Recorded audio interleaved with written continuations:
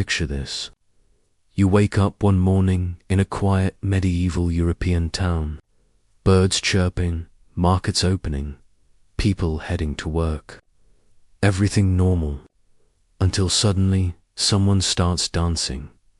Not for fun, not for a festival, not for a party, but wild, uncontrollable, frantic dancing.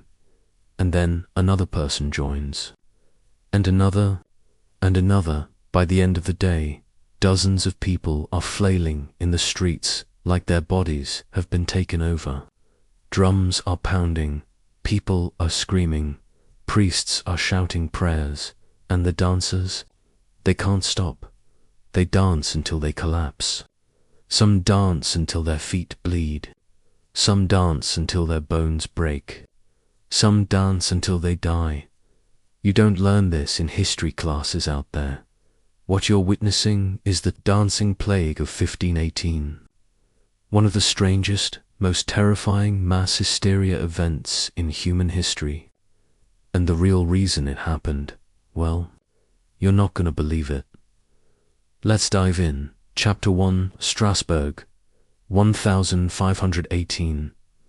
The day the dancing started, all began with one woman.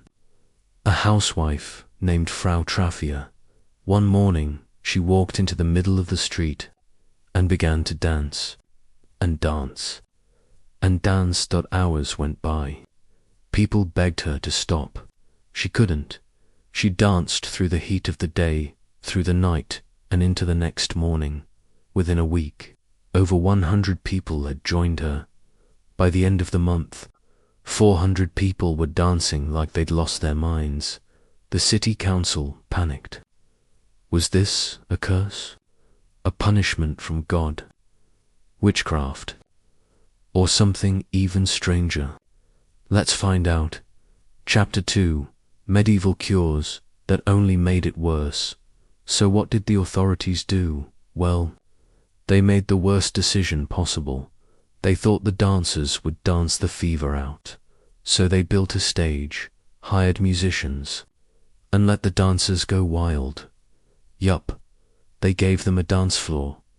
They even hired professional dancers to encourage the crowd, thinking it would help the victims recover faster. Spoiler, it did the opposite. The music whipped the panic into a frenzy. More people joined. Some died of exhaustion, strokes, or heart failure. Imagine collapsing from exhaustion, and your body forces you to keep moving. It was chaos, religious panic, medical confusion, and a city in meltdown.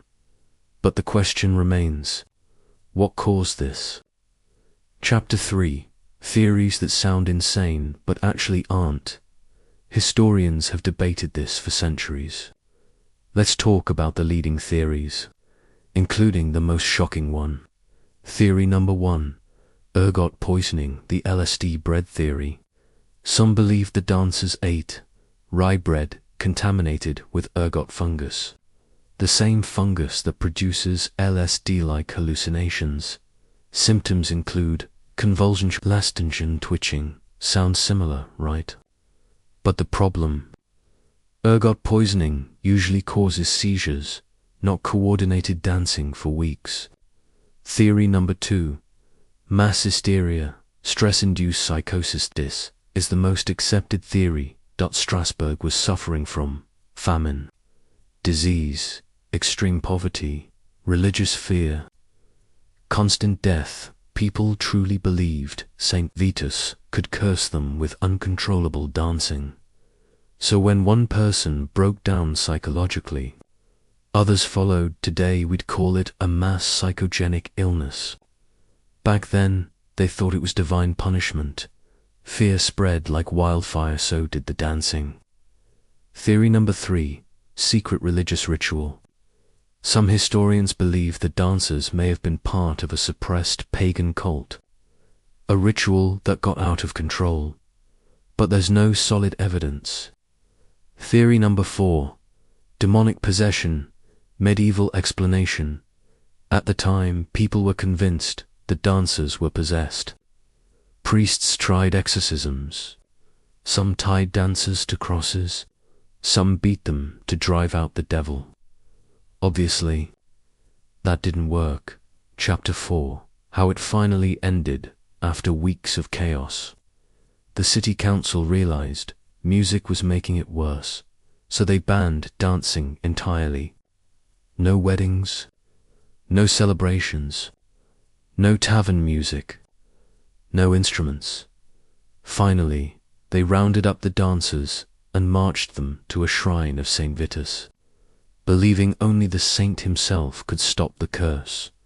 The dancers were given holy water crossed, shoe special prayers. Slowly, the dancing stopped. Just like that, the plague vanished as mysteriously as it appeared. Chapter 5. Could this happen today? It sounds impossible, but psychologists say, yes, it could happen.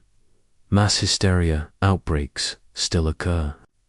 Especially in high-stress communities, we've seen fainting epidemics in schools, lowing outbreak disorders spread through social media. Cult mass hysteria when fear is contagious.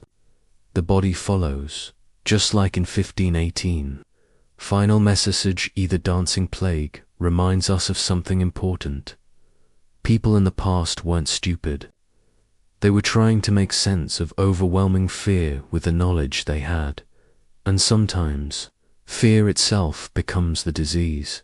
So the next time you hear a strange rumor spreading quickly, remember a city where hundreds of people danced themselves to death because of a fear they couldn't escape. You don't learn this in history classes out there.